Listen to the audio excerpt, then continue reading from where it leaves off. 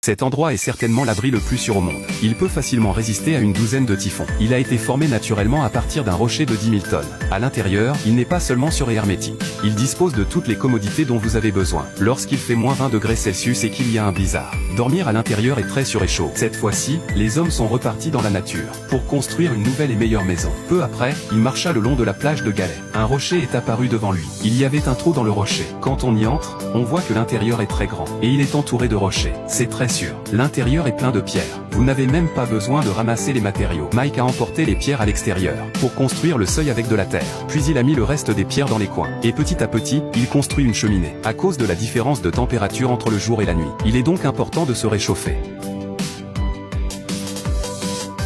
Il va neiger partout. Quand le temps s'améliorera, nous continuerons à utiliser les pierres pour construire un cadre de lit à l'intérieur de l'abri. Il suffit de le remplir de terre. Le problème du couchage est résolu. En plus de la sécurité de l'aménagement, l'environnement est également très bon. Ce sont les meilleurs bois de chauffage pour la nuit et le meilleur matériau pour construire le portail. En raison de la surface rugueuse du bois. La surface du bois est rugueuse, il va donc falloir la réparer. Avant de pouvoir être utilisé, il doit être réparé manuellement par Mike. Ensuite, ils sont prêts à être cloués sur le toit en tant que poteaux. Ces deux rondins ne soutiendront pas les blocs de pierre, mais ils peuvent l'aider à planifier sa circonscription. Le côté droit est le mur et le côté gauche est la porte. Et bien sûr, le plus important de tous, les conduits de fumée, pour empêcher la fumée de pénétrer dans la pièce. Mike a scellé ce mur. Maintenant, il va pouvoir déplacer le matériel à l'intérieur. Le temps n'était pas propice à la poursuite des travaux. Il alluma donc un feu dans la cheminée pour préparer le repas d'aujourd'hui. Mike a emporté du bœuf avec lui pour ce voyage. Il suffit de le couper en petits morceaux et d'ajouter les tomates, aux tomates, et toute une boîte de soja, et de mettre le tout dans la cheminée. Et vous avez un repas nourrissant. Et pendant qu'il attendait, il est sorti pour faire le portail.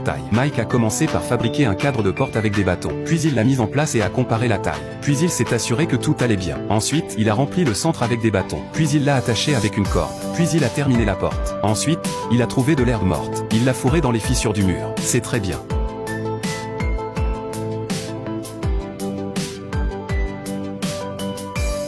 À la tombée de la nuit, Mike s'est mis à installer les lampes de camping. Il a sorti la nourriture de la cheminée, avec les crêpes qu'il avait apportées, et commença à savourer les saveurs de la nature.